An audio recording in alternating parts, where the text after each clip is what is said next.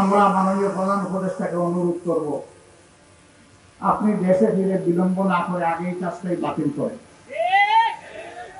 আর যদি এরকম কোনো কমিশন করতে হয় তাহলে সকল শ্রেণী, পেশা, দল এবং আদর্শ থেকে মানুষকে নিতে হবে।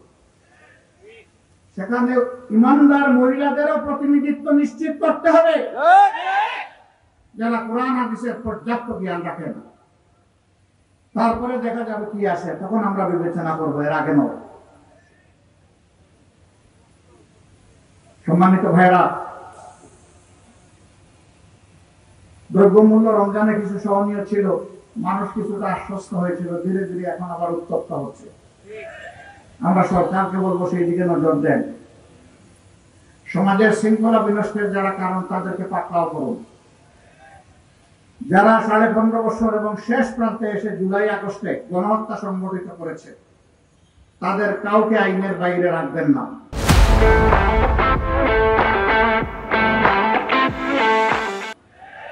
তাদের বিচার নিশ্চিত করুন।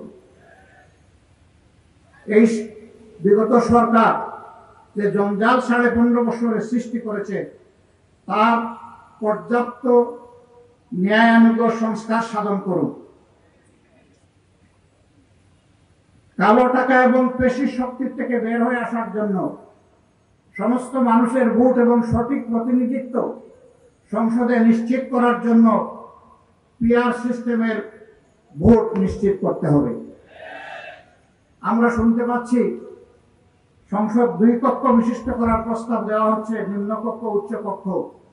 মূল কর্তৃত্ব থাকবে নিম্নকক্ষের হাতে, সেইটা হবে বর্তমান পদ্ধতিতে। আর উচ্চ কক্ষের প্রস্তাবনা করা হয়েছে পিআর সিস্টেমে। উচ্চ কক্ষ যদি পিআর সিস্টেমে প্রয়োজন হয়, তাহলে নিম্নকক্ষ নয় কেন? একই দেশে 2 পদ্ধতির প্রয়োজন থাকে। দুনিয়ার 62টা দেশ তারা পিআর সিস্টেমে নির্বাচন করে। সম্প্রতি ইউরোপ সফর করে আসলাম, সেই ইউরোপের 26টা দেশের মধ্যে 16টা দেশ পিআর সিস্টেমে নির্বাচন করে। তারা যদি তার সুফল যুগ যুগ ধরে পেয়ে থাকে, এই সুফল থেকে আমরা জাতিকে বঞ্চিত করার আমরা কে? সুতরাং এই অধিকার জাতিকে জাতির হাতে তুলে দিতে হবে। এটা যারা মানবেন না, মনে করতে হবে তারা হলো বিচার মানি তাল গাছটা আমার।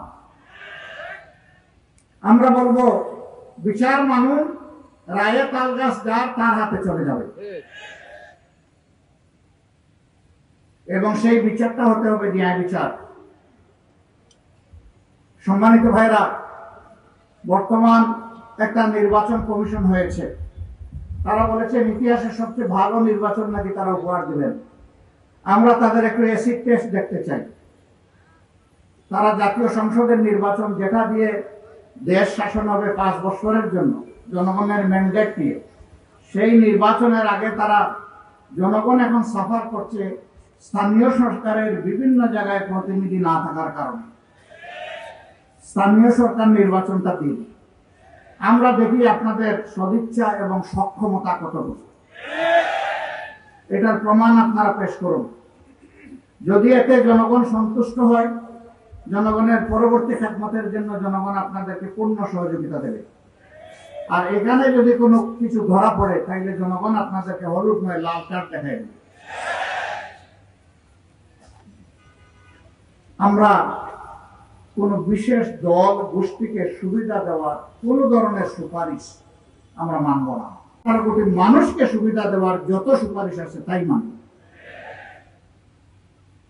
এই জন্য আপনাদের সকলের কাছে আমাদের অনুরোধ, নিজেকে গড়ুন, ঘরে ঘরে ন্যায় এবং সত্যের আওয়াজ পৌঁছে দিন।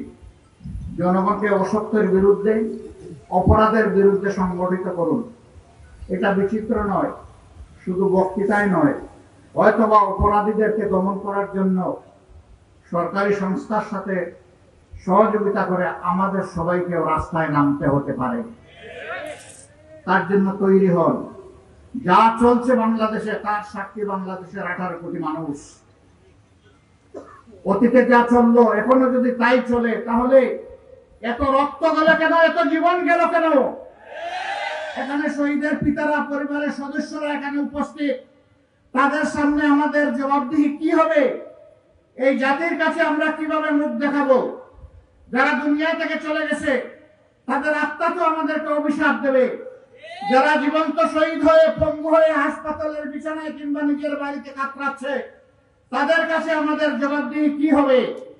এই জন্য আমাদের শহীদদের প্রতি সম্মান রেখে, আমাদের পঙ্গু আহত ভাই বোনদের প্রতি সম্মান রেখে, তারা যেমন জীবন দেওয়ার জন্য লড়াই করেছে, বাংলাদেশকে জঞ্জাল মুক্ত, কলুষ মুক্ত, দুর্নীতি মুক্ত, দুঃশাসন মুক্ত বাংলাদেশ করার জন্য আমরা আরেকবার জীবন দিয়ে হলেও লড়াইয়ের জন্য প্রস্তুত হয়ে যাব ইনশাআল্লাহ।